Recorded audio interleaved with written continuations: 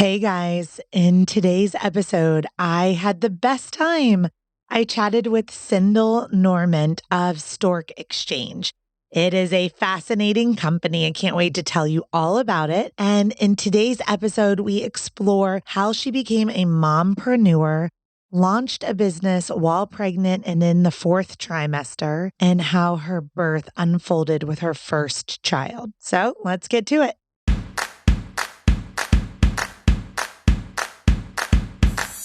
What does a contraction feel like?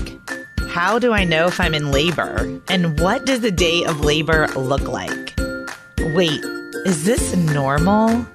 Hey, I'm Heidi. My best friends call me Hides. I'm a certified birth doula, host of this podcast, and author of Birth Story, an interactive pregnancy guidebook. I have supported hundreds of women through their labor and deliveries, and I believe every one of them and you deserves a microphone and a stage. So here we are. Listen each week to get answers to these tough questions. Birth Story, where we talk about pregnancy, labor, deliveries, where we tell our stories and share our feelings. And of course, chat about our favorite baby products and motherhood. And because I'm passionate about birth outcomes, you will hear from some of the top experts in labor and delivery. Whether you are pregnant, trying desperately to get pregnant, or you just love a good birth story, I hope you will stick around and be part of this birth story family. Cyndal, welcome to the Birth Story podcast. Thank you so much. I'm excited to be here. Yeah, we're excited. This is a two-part kind of birth story. We're going to talk about the launch of Stork Exchange. Listeners, you are going to hear a lot about this amazing website for baby carriers and upcycling. I'm really excited. And also, Cyndal is one of the doula clients for Colin Parsons. Now, Colin is the doula of Doula Differently. We work very closely together. We partner on a lot of clients and on a lot of projects. She is deeply regarded and respected in the Charlotte area, and Cyndal was one of Colin's clients. So we are, yay, Colin! We love Colin. We are so excited to hear your birth story today. But before we dig into it, everyone knows I am a sucker for mompreneur stories. And I learned through Colin that you were in the middle of launching a company while very, very pregnant in the middle of a pandemic. Yes, it sounds so crazy when you say it like that, but that is true. We started to think about this company about a year ago, I'd say, before I got pregnant. And then we got pregnant while we were living up in Massachusetts and moved back to North Carolina, where I'm originally from, in September when I was about 6 months pregnant. We came to North Carolina not only because I was about to have a baby and my parents lived nearby, but because we wanted to start Stork Exchange. My husband especially had been working on it big time in Massachusetts, and we knew we needed to be in the city that we wanted to stay in. We decided to launch it about 2 months after Elliot was born, and we had originally just thought we would launch it a few weeks after she was born, which was very naive and silly of us to think with our first child. You just got to start. So we set a date in March and just started it. And here we are, still working on it today while raising this little babe. So let's everybody push pause on your podcast player app right now and go to Instagram at Stork_Exchange and hit follow. And you can also go to the website at storkexchange.co if you want to learn and just kind of look really quick before we dig in a little bit deeper into the launch of this company and then Cyndal's birth story. So, Cyndal, let's go back. So you guys are in Massachusetts. Did you have a fertility journey? Did you just get pregnant unexpectedly? Tell us a little bit about what your journey to pregnancy looked like. Yeah, so we got married in 2017, and we just took a couple years to be married. We decided to start trying intentionally after a trip to Tuscany. I'm a big red wine fan, so did not want to give that up. So we took a trip to Tuscany with my husband's family. And then we began trying in December of 2019. I had been on birth control pill for so many years, probably like 15 plus years. So I was worried that it would take a while. The doctors say you never know. It could take 1 month, it could take a year coming off birth control like that. So we figured we might as well start and see where it goes. And we were pretty lucky, I would say. I was tracking my ovulation and we were trying starting in December and we got pregnant in March. So we really only tried for 4 months or so. And then we found out on April 20th that we were successful. So we felt pretty lucky. Awesome. Okay. So for those that are on their journey right now and they're thinking about coming off birth control, maybe for baby 2 or 3, and they've taken kind of a break in between too, how long after you came off birth control before you cycled again? Oh, just like 1 month. It stayed regular. Oh, It it was stayed the pretty fast. same. Yeah. Good. And you said you were tracking your ovulation. Were you doing that like on a special app or something that you I was or really just recommend? using I had like the Ava bracelet, but really just didn't really like wearing it to sleep. And I ended up just using the pee strips, the urine strips. And those really worked really well for us. That's exactly how I got pregnant, except for Yeah. that my pee strips had a smiley face Yeah. or a frown face. And I thought that was kind of fucked up. Every time it was a frown face, I was like, that is like a smack in the face, you That's know? true. I was like, but when the smiley face came, it was like, yes, It's like, let's go right do now. it. Let's do it. Okay. So, pretty like a relatively easy journey to pregnancy. Okay. For sure. Yes. So, I wanted to interject with that. And then you come to North Carolina and you are feeling pretty good. How was your pregnancy? It was just as easy as the getting pregnant part. I hate to say it because I know so many women have it so tough, but it was pretty good. I felt a little nauseated in the very beginning, maybe like weeks 4 to 6 or 7, but I never got physically sick. I just felt a little nauseous. And then after that, it was pretty much smooth sailing. I mean, I had your typical little bit of lower back pain. I had terrible, terrible heartburn, but in the grand scheme of things, like that's nothing. And it was pretty easy after that. Just, sleeping got harder and harder, got bigger and bigger. But other than that, it was pretty easy. So, what tools and tricks and tips, like, what would you say to somebody right now who's got raging heartburn? Oh my gosh. I mean, I just had Tums everywhere. I had one bottle in my car, one bottle in my purse, one bottle by my bedside table. I talked to my doctor and eventually took it up a notch. He was like, if this isn't cutting it, you can have some Pepsid. And so I would take Pep. I just made sure it was always on hand. It was constant. It was like a subscribe and save sort of order on, Yeah. on Amazon, just making sure I was always had it. Because if I was without, I was going to the store, but I was eating Tums like candy. I mean, and every single person I told that to was like, that means it's a hairy baby. and And was and she? yeah, Yes, I would say she was. It's about the back half of her neck, and it's okay. in mullet form. It's her hair. It still looks like that today, around 4 months old, but she had a lot of hair, just not a ton on top. She just has kind of like a neck curtain back here where it I just love keeps her it. neck warm. Just It's a keeps her great neck warm. hairstyle. It's probably coming Yeah. back in. So the other thing that you mentioned was lower back pain. Did you ever use like a Bangkok belly bind or a belly like a support band for that lower back I pain?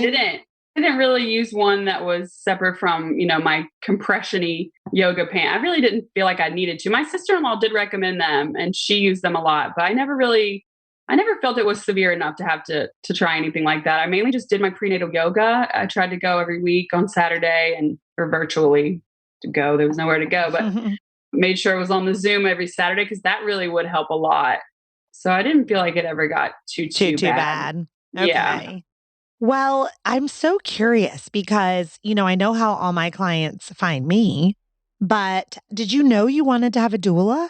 Yeah, again, my sister-in-law was very pro doula. Her and my brother had their first child almost 2 years ago now, and she is a beautiful Black woman and felt that having a doula was very important to her just to make sure that everything was in her favor and that she had someone in her corner. And her and my brother both just raved about a doula in general. And they live up in Washington, D.C., so couldn't have the same doula or anything, but my brother had been like, trust me, get a doula. It helped me. It helped her. Our doula was amazing. So we had been, very pro doula, and I started looking for one while we were still living up in Massachusetts. Awesome. How many people did you interview before you landed on Colin? Actually, Colin was the first one. It was love at first sight. Oh, go Colin, go Colin. Okay, here you are. You're pregnant. You've got a doula. Everything's going well. So let's talk about Stork Exchange's vision, the mission, what this company means to you, what it stands for, and what is it, right? If my listeners didn't push pause and do their homework by, following, then can you tell us just everything about this business of yours? Yeah. So, start with the basics. Stork Exchange is an online marketplace for secondhand baby goods, and we ship all throughout the United States. The idea came about going back to my brother and sister-in-law. They had their baby, our nephew Kingston, and Ben and I had no experience with children at the time. And we went to visit them, and their house was just overrun with baby items. I mean, at the time, Kingston was only about a month old, but they had the snoo, they had the mamaroo, they had a DockATot, they had all these items that we couldn't believe, number one, how expensive they are, and number two, how quickly your baby outgrows them. So we went home thinking gosh, parents these days really want everything for their child, and they want the best of the best. They want to make sure they're well equipped before that baby comes, and they will buy these expensive items that will only last for 6 months. Your baby outgrows a DockATot in 6 months, a snoo 6 months, and these things are $175 for a DockATot and $1,300, $1,400 for a snoo. So it just kind of blew our mind that when Kingston outgrew these items, if they weren't to have any more children,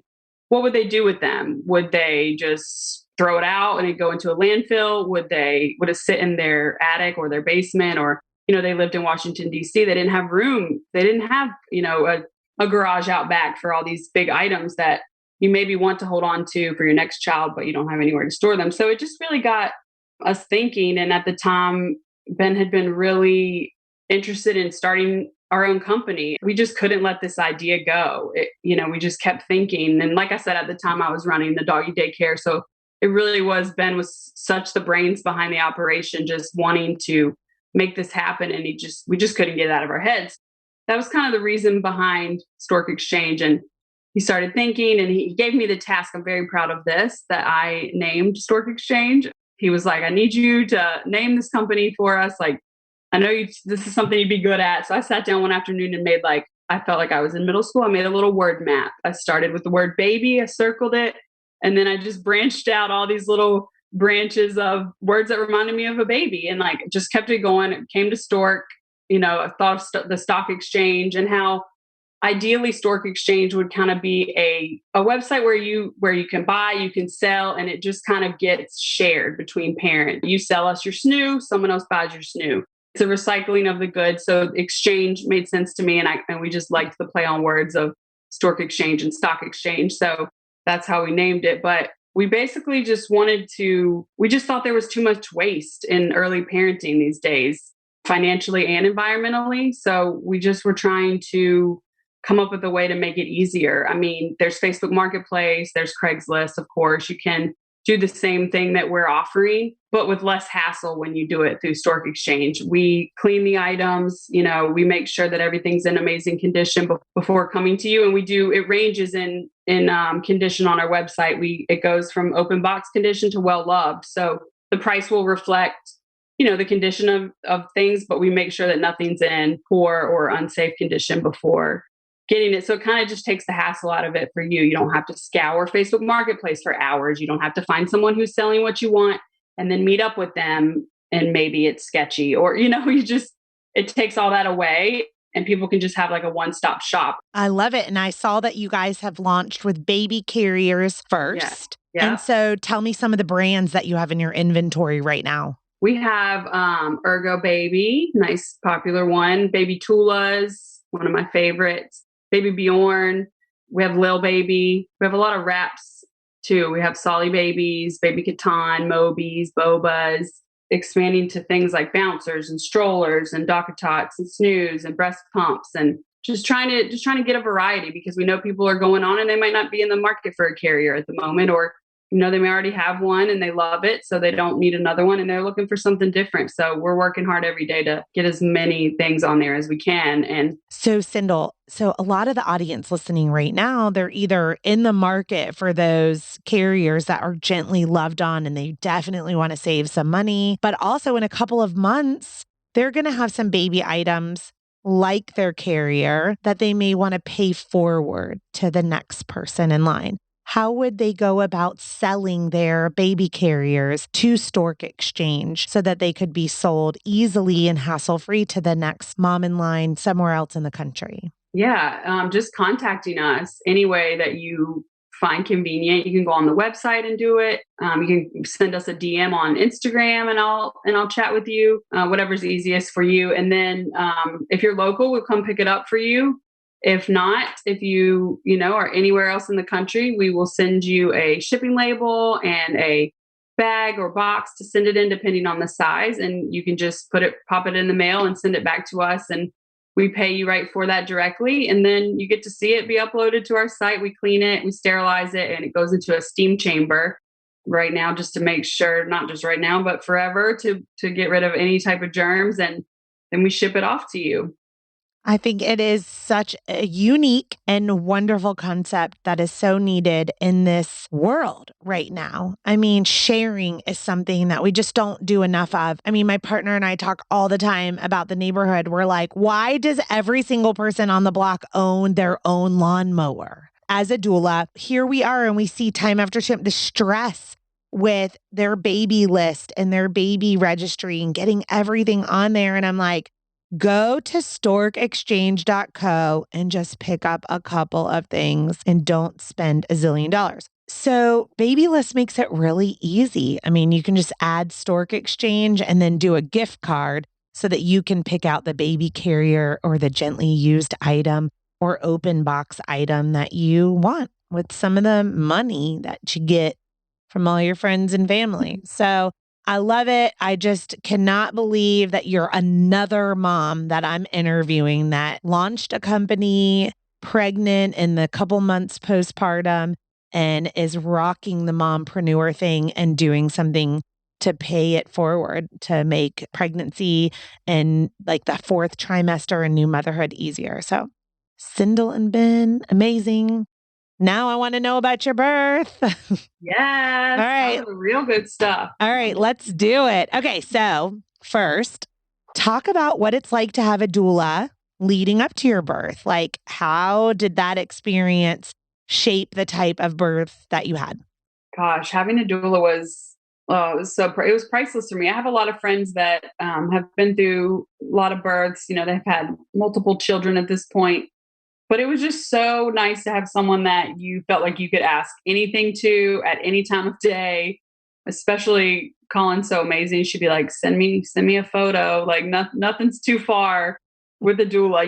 They're going to be there for the real thing, and they're there up until that. So any question I had, it was just really nice to feel like I had someone there for me all the time who knew the answer. And it wasn't just going to give me this was how it was for me, or every baby's different, every pregnancy is different. And it was just nice to have someone who was so knowledgeable and not just giving me this was how my baby worked kind of thing. So it was amazing. Yeah. Tell me about the preparation. I know you talked to her in advance of going into labor, but did you do childbirth education or birth planning? What did that process look like?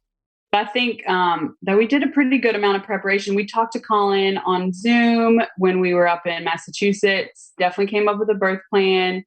She shared a lot of her past experiences, and I was able to check out, your Instagram, her Instagram, check out podcasts about birth and learn a lot more, because I really was pretty clueless going in. Like I said, I had friends that did it, but, no older siblings other than my brother. And it just, needed to learn a lot, I feel like. Yeah. So our doula, Colin recommended so many online classes to us in the midst of COVID.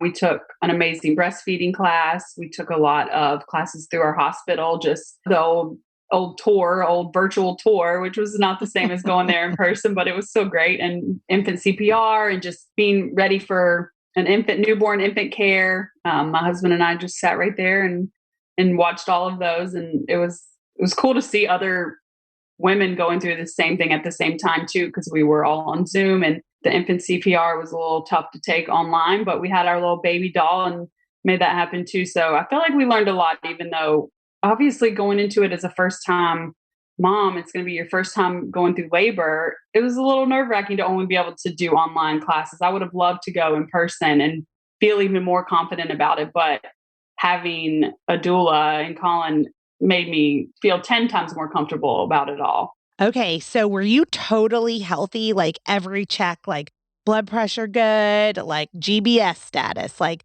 tell us a little bit about like your gestational health, let's call it, going into labor. I was healthy pretty much every check. There would be a couple times my blood pressure would be a little high. The first time we'd recheck it, everything was fine. But to be honest, it was every time I went, I didn't get any type of bad news, which was such a blessing. But it was boring, so boring, but it was pretty healthy. This is the best way to be. So no gestational diabetes, nothing. No GBS. You were GBS negative and that. Okay. And you were planning to birth in the hospital because you said you did a hospital tour. I have a tidbit for our audience listening today. Don't let them take your blood pressure when you first get to your appointment. It's always high. I have my moms calling me in panic because they're like, my blood pressure was just a little bit high. And I'm like, well, yeah, they take it the moment you walk through the door with bright fluorescent lights. And you're like, shit, I'm about to have an ultrasound today, or they're going to monitor me, or like, who's this person? And it's in the middle of a pandemic. So you're like, people, there's a person in front of me, And then they're like, while you're having all these thoughts, let's check your blood pressure. First thing. True. And they also talk to you. I mean, it's your first time seeing your nurse in however long. And so I'll sit down and my nurse would always be like, so what'd you do last week? And then she's like, oh, wait, don't talk. Don't answer me. Don't talk while you're doing the blood pressure. And I'm like, well, stop asking me questions. I mean, it's natural to be like, so how are you? How have you been when you first see someone? And then you're supposed to not talk while you're getting your blood pressure taken. I get it. Like, I understand that there's medical reasons that we need to know what your blood pressure is, but I'm like, can't we do that last? And then just lengthen your appointment if your blood pressure's too high. Maybe people should start requesting it to be done right before leaving. Yes. Do the blood pressures later, y'all.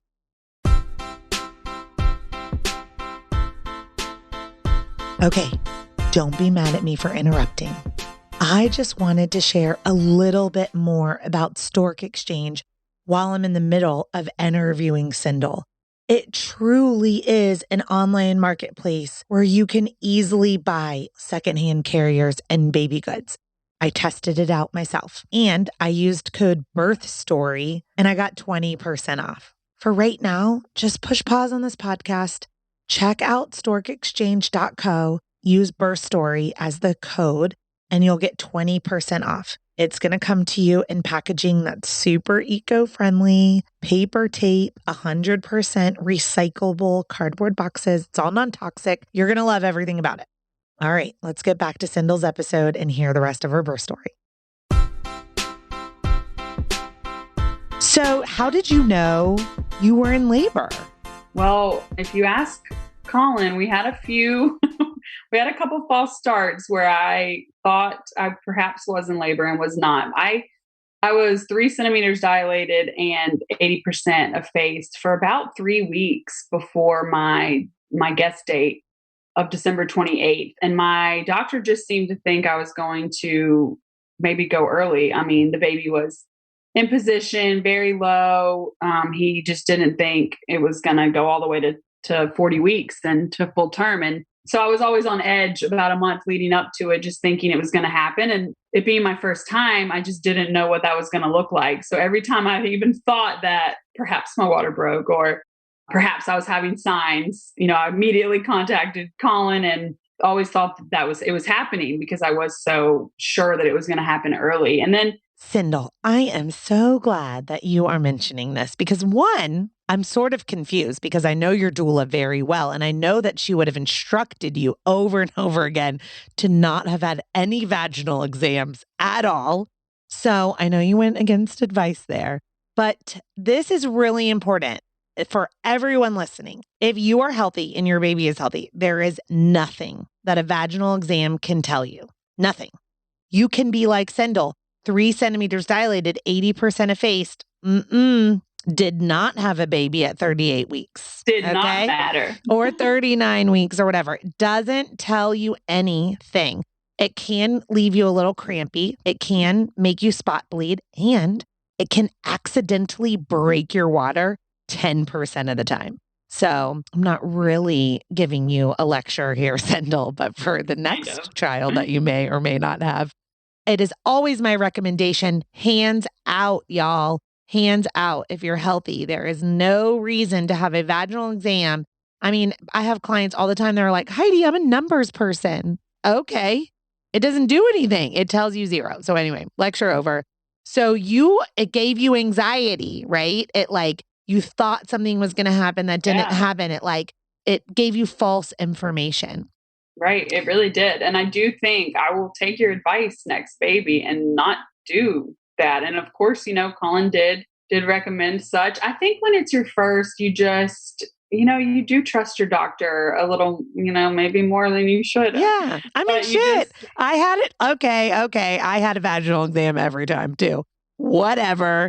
But I'm just telling you, now that I did it that way and Cyndal did it that way, together we're telling you don't do that thing that you want to do. It makes perfect sense now. And it's true. It does leave you crampy. It does leave you spotty. It didn't matter. I mean, the numbers did not matter. I feel like it even made my doctor think things were happening that really weren't. Right. And yeah, I think now that I went through it once and I have a little bit more of a backbone, perhaps I'll be like, no, you're not, no checking me for any reason. If the baby and I were both perfectly healthy every time. And so there was really no reason other than just when your doctor says, well, I want to check you this week. And then, just being a little nervous the first time to be like, well, no, I prefer that you didn't. But now I'm ready. I'm ready to say that now. Yeah. I will share, though, that the providers don't really push back a lot on that. So they'll offer it because I think that they think people want it also. And the only time I feel like it's ever mattered is I did have a mom that they checked and she was 6 centimeters dilated. Okay. Very, very rare. But clearly we knew that that information, 6 centimeters dilated, gave us information that we were like, shit, as soon as you are in labor, you need to go to the hospital or if your water breaks because you already went 0 to 6. That usually takes 12 to 18 hours. We don't need to do any of that work. So, and she did. She had a baby in 2 hours and 20 minutes. And so that would be a very rare example of how a vaginal exam could support decision-making, right? But usually the providers don't push back and they're like, okay, just let us know when you are in labor. So it's the holidays. You just said December 28th, Christmas, Hanukkah, New Year. In the middle of the pandemic, all the holidays are going on. Kwanzaa. I'm the best time to have a baby, basically, is what I'm trying to say. It's because all of your family either wants to be with you or not. I don't know. Well, one of your false ones you just said was you thought your water broke. Could you tell a little bit about that? Yeah, definitely. Because then when my water actually did break, it was such a different experience that I felt so silly for thinking that it broke the first time. It was more like a leak than a gush. And you just hear so much that the gushing's not necessarily a real thing. That's all in the movies. It doesn't happen like that. Sometimes it can trickle out. And I really thought that one time I didn't think it was anything else happening. So I definitely was pretty convinced that it was just a trickle effect of my water breaking and called Colin. And that's what your doula's for. She wanted to hear from me every time I thought something was going on, regardless of how silly I felt like it was. And then we talked through it. She'd be like, well, what does this look like? What is, what are you feeling? Are you having any real contractions? And I had Braxton Hicks for a long time. And, Colin would come over and do my prenatal appointments. And she was like, I can tell that you're contracting right now, but I was not in any like real pain. It didn't feel like a contraction I had always heard about should. So I just never really thought that anything was happening. And I was so worried that it was going to happen and I wasn't going to know. I was just constantly asking Colin, like, how am I going to know I'm in labor for sure? And I mean, I didn't really know until I really knew. And then when my water actually broke, I woke up at 3 a.m. on January 4th and, clearly she hadn't come. Woo! So 41 weeks. 41 weeks to the day. Mm-hmm. Yeah. So, I wanted to wait it out. I definitely didn't want to get induced because there was nothing health-wise, no reason to do so. So I wanted my body to do it on its own and it come naturally. And 3 a.m. I woke up and my water definitely broke. I went to the bathroom and thought that it broke while I was on the potty, on the toilet, and then got up to go wake up my husband and, it gushed all over our bathroom floor. So, pretty obvious. I'm doing the typical like towel between my legs, like waddling over to him, being like, Ben, like my water definitely really broke this time. I was like, I have to clean it up off the floor. That's how hard it broke. Did the mucus plug come right with it too? I didn't ever see the mucus plug. I honestly thought I had lost my mucus plug prior, like weeks before. You probably did. Yeah. If you were 3 centimeters dilated, you probably did. You usually lose it when you're 1 to 2 centimeters dilated. And that's where a doula really comes in handy because they're like, send me a picture of what you think your mucus plug looked like. I mean, Colin was like, nothing's too far. You send me a picture and then you know for sure what's happening. And who else are you that comfortable to do something like that with? Yeah. I got a whole phone full of mucus plugs and blood. My favorite is Bloody Show. Is this normal Bloody Show? I'm like, yep, 100%. That is what it is, And I do think that happened beforehand. So I had thought my labor was going to happen way before it really did. Yeah. Well, okay. So I don't know anything about your story, but when I do have a client that has a vaginal exam and they're 380 and then they go 41 weeks, right away, I'm like, you're going to go fast. Okay. So I don't know if you did or not, but how long was your labor? Well, Colin had thought the same thing. She was like, you're going to go fast. My doctor thought I was going to go fast. Colin was like, your body it seems like it's made for this. I mean, I know every woman is, but so 3 a.m., I contacted Colin. She's like, if you're not feeling any serious contractions, like try to lay back down, relax for a second. And then we did that. And, 20, 30 minutes later, I started feeling real contractions for the first time, started being like, okay, this is what they feel like. Like, no, those Braxton Hicks were nothing. And can you describe what it felt like? Oh man, it was like, just like a ton of pressure. And honestly, even at that point, I was feeling a little bit of an urge to push. God, I really can't even I don't even know how to describe it. So like a lot of rectal pressure?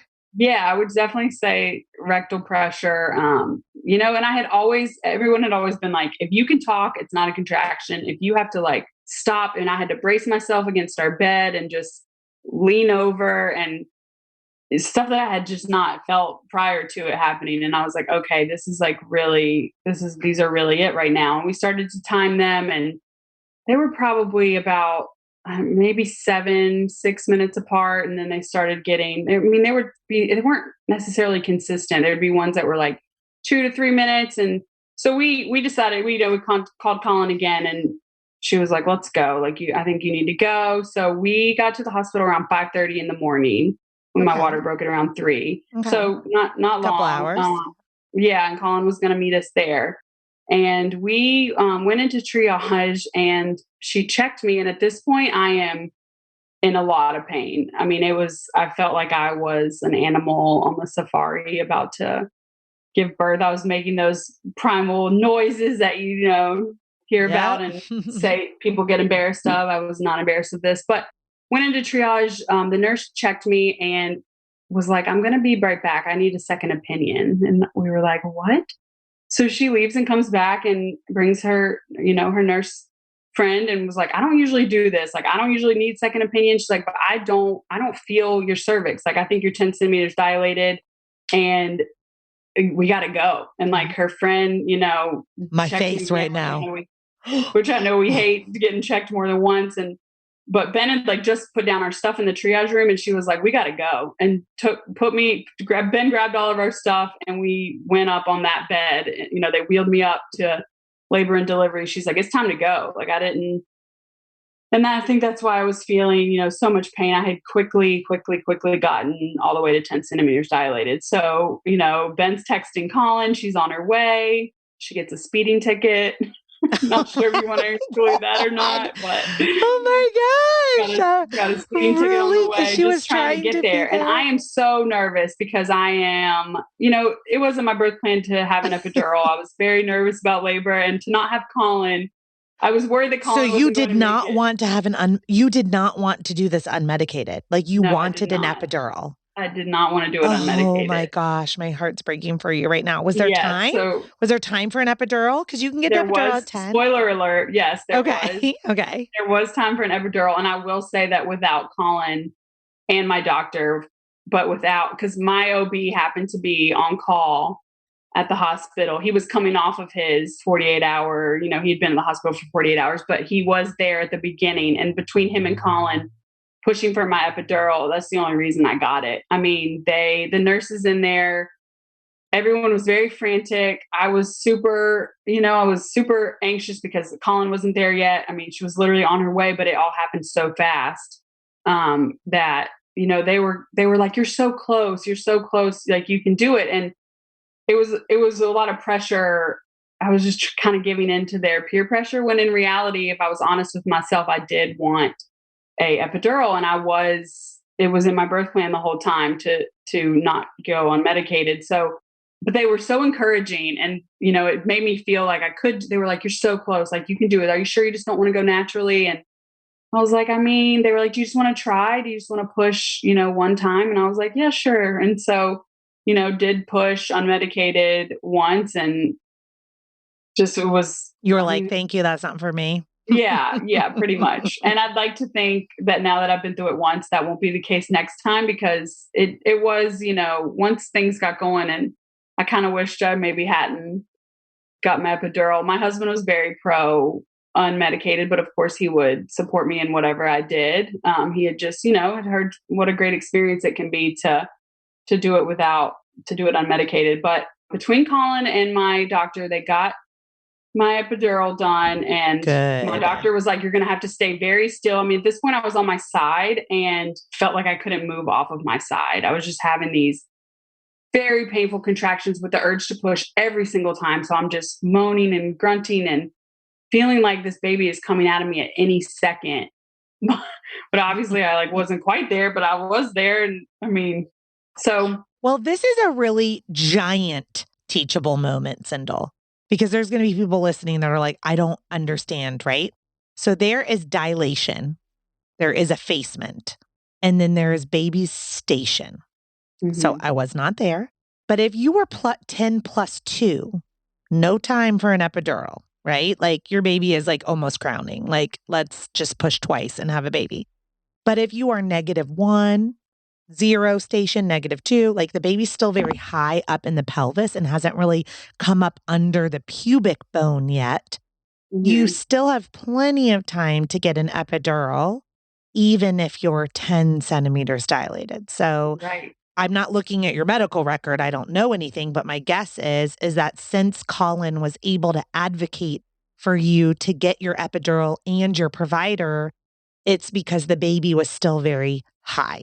And that you have to push the baby down and then up under the pubic bone and then out. And so that's wonderful that people listened to you. Mm-hmm. Hearing you tell your story, Cyndal, it's so funny because we usually hear the stories in labor and delivery that they're like, do you want your epidural? Do you want your epidural? Are you ready for your epidural? And it's like, there is some truth to that if you get there very early. But I mean, I'll be honest, everybody loves a good, fun, fast story. I do love that they encouraged you, but I really love that your doula and your OB listened to you.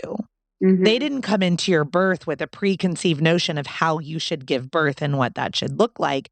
They're like, you want an epidural? We're going to get you an epidural. We're going to make that happen. Yes. So and that's how Colin was the entire time. I mean, at this point, she was there and she was like, this is what you want. This is what you wanted. I mean, you've said this the whole time we've ever talked. You've never, really wavered on it. So we're making it happen. If this is what you wanted, we're making it happen for you. And she did. So yeah. So did you have enough time to get comfortable from the epidural before you pushed again or take a nap or anything? Like, I did. There was really no time for a nap. Time has no meaning at that point, but got the epidural and my husband was like, you were a different person after that. So I definitely had time to relax. My OB came in and was leaving for the day, sadly, but I felt that because I had Colin, I had my epidural, I was ready to bid him farewell. And I was okay with the fact that he wasn't going to be the one delivering my baby, but he came in and I was very chill and just relaxed for a little while. Never really got a good nap in, but then Colin was there. She's coaching me along, telling me when I feel pressure that doesn't go away, just let them know and we'll start pushing. And I started pushing at, I believe, about 10:50 a.m. And Elliot was born at 12:16 p.m. So it was not a ton. just a little over an hour. Yeah. A little over an hour. Wonderful. And that's really a short period of time for an epidural. Yes. Average is like 1 to 4 hours. So you were definitely on like the quick side of that, which is really, really good. It sounded like your epidural worked really well. Like you could still feel pressure, but you weren't feeling like the pain or the, sometimes I hate using the word pain, but like, the sensations. I mean, they're really powerful sensations. I mean, so you weren't feeling that anymore. Were you ever nauseous or did you throw up throughout your whole labor at all? No nausea. Didn't throw up while at the hospital or anything. What about the shakes?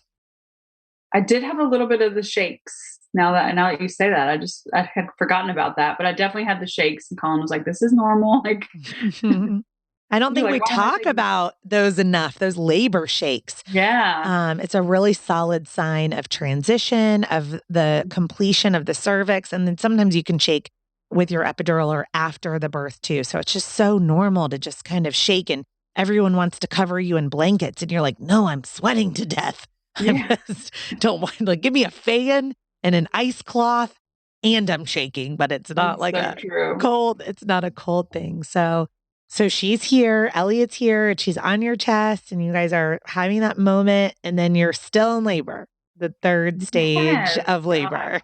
And I had heard about this, obviously, delivering your placenta, not something I knew about ahead of getting pregnant, but then, quickly learned that it's don't forget it. Don't forget you still have a little bit of ways to go. So when, they put Elliot on my chest, Ben, cut her cord after a few minutes and they took her over to just weigh her and stuff. And so Ben was over there and I had Colin, but I was like, oh my God, here comes my placenta. You still have to, I was like, Ben, hi, I still need some assistance over here. I still need a little attention, but you're so wrapped up in your baby. And I did want him to stay over there with her just to, make sure they weren't doing anything crazy that we didn't want. But that placenta I was not expecting it to be quite so you're about to have another baby. And apparently mine was rather large. I don't know, how big a normal average placenta is supposed to be. But once they brought it out and they were like, you want to see it? And I was like, yeah, sure. But they were like, this is a large placenta you just pushed out. 3 to 5 pounds. Yeah. So you're probably closer to the 5-pounder.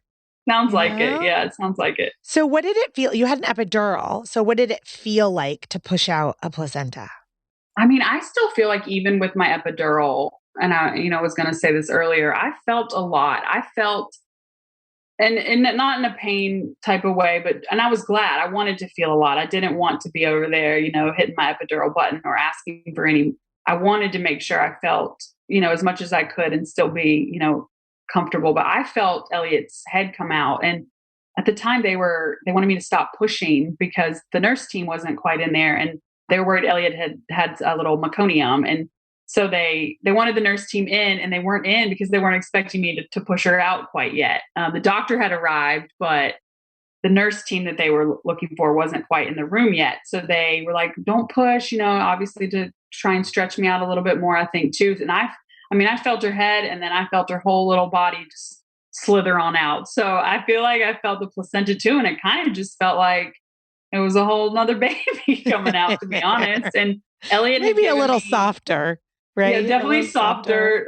Definitely softer. No shoulders to make it through. But I had third degree tearing from Elliot, so I feel like it was placenta came out pretty easily after that. I guess out it came. Did you have any plans for that placenta, like donation, encapsulation, just throwing it away, planting it in a tree? Like, did you do anything with your placenta? Gosh, I wish we had planted it in a tree now. But no, we did look into a lot of different things. And we did actually end up donating it. Colin actually asked us about the placenta donation. Third degree tear. What advice do you have for healing? Man, I felt like I was pretty prepared and I was happy about that. Between Colin and just, literally Instagram bloggers that were around the same time, just everything they were getting to prepare really helped me out. I mean, my Frida Mom kit was a lifesaver. Ice packs were a lifesaver. I had a little basket, which I recommend everyone do, just in our bathroom, full of everything I needed. My long pads and liners, my ice packs, my peri bottle. Gosh, what else did I use? Tux.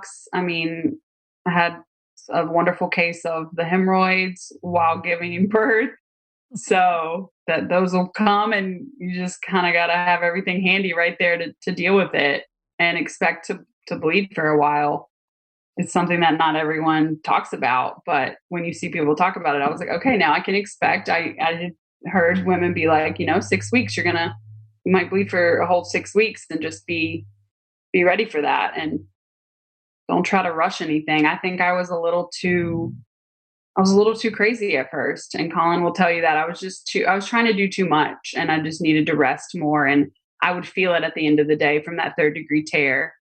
I would be sore and I was just on my feet too much right when we got home. And you just need to take care of yourself and just lay down, sit down. Like, don't try to do anything around your house. And that was, like you mentioned, the holidays. It was tough because we had family in town to meet our baby. So it was tough to then turn off the host mindset and just relax and sit down and not have visitors. And that was a bit of a mistake on our part, to just not have a moment to chill and just recover without bouncing right back into life before. It's just so different. It is. Body's different. Everything's different. It is. Okay, a couple last questions. How much did she weigh? She weighed 8 pounds, 8 ounces. Woo, good, healthy baby at 41 weeks. And then what would you say from you started labor at 3:00 in the morning with your water breaking. And what time was she born? 12:16 p.m. Oh, wow. So that was 8 hours basically of labor. So in between 8 and 9 hours of labor. Really, really, that's fast for a first-time mom. Very fast. I know. I have a feeling that when you had been checked and you were 3, by the time your water broke, you were probably already 5 or 6 before you went into labor. I think so too, because I was, even though I did get checked a couple times, I was limiting the amount of times that, I would get checked. I definitely would opt for it to not happen whenever I could. I mean, you can always opt for it not to happen, right? But I definitely didn't get checked too much. So I didn't know how far along I had come. And so I think you're right that I was a lot farther along than I knew. And my contractions really didn't pick up and they were not painful until I was 9, 10 centimeters dilated. And then, I walked into the hospital. We walked in, I sat down on the bench for a second while we checked in, and the lady's like, do you need a wheelchair? Because I was having a contraction at that moment. And I was like, no, I think I'm good. And got up and we walked, and I was okay. And then 2 minutes later, it was time to go. So it was so fast. And I know the second one, good Lord willing, if we are able to have one, will be just as quick. Yeah. Probably quicker. Yes. Get Colin as your doula and then call her very quickly. Well, Cyndal, it's been a pleasure to have you on the podcast today and to just learn all about mompreneurship and building a company with Stork Exchange. and also what a quick labor might look like on a first time mom going to 41 weeks. I mean, there's just a lot of pearls in your story, hiring a doula, of course. And we just want you to leave the audience with what is your favorite baby product? So, and this is, I'm putting you on the spot big time, being an entrepreneur who sells baby products. It's So, so true. It's so true. what has been over the last 4 months, the one thing through your pregnancy and through the 4 months of postpartum that's really gotten you through? Gosh, there's so many. I can barely even narrow it down. I've got to say that my pregnancy pillow saved my life when I was pregnant. Definitely, I'm a stomach sleeper, so I had to adjust, had to learn how to sleep on my side, and that pillow was amazing. But since having Elliot, I've got to say my favorite thing has got to be my carrier. I mean, and I know that sounds crazy, but my Solly baby at home and my Tula when we leave the house. Just this morning, we went for a 3-mile walk, and she was strapped into me in that Tula the whole time. And it's just, it's an extra almost 18 pounds of love you're carrying. So it's an extra workout, but it's also just nothing beats having them on your chest like that and being able to carry them while you still can. And while I'm home, my Solly baby is, constantly on, and it's so soft, and it's so comfortable to have that wrap on while you're home, just able to do other stuff. And I imagine in the future, if we do have more children, I can't imagine running around chasing one while having an infant. And I think that a carrier is just so priceless when it comes to trying to do other things while also having a baby, but still having them so close to you. Yeah. Well, you join a lot of moms who cite their carriers as their favorite baby product. And so if you're paying attention, everyone, you can go to storkexchange.co and pick out a beautiful wrap, a beautiful carrier from Stork Exchange, and you can get it for % off when you use code BIRTHSTORY. Thank you so much, Cyndal. Thank you. It was so great.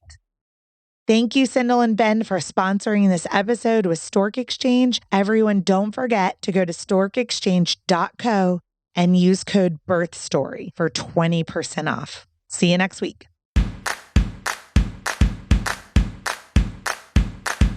Thank you for listening to Birth Story.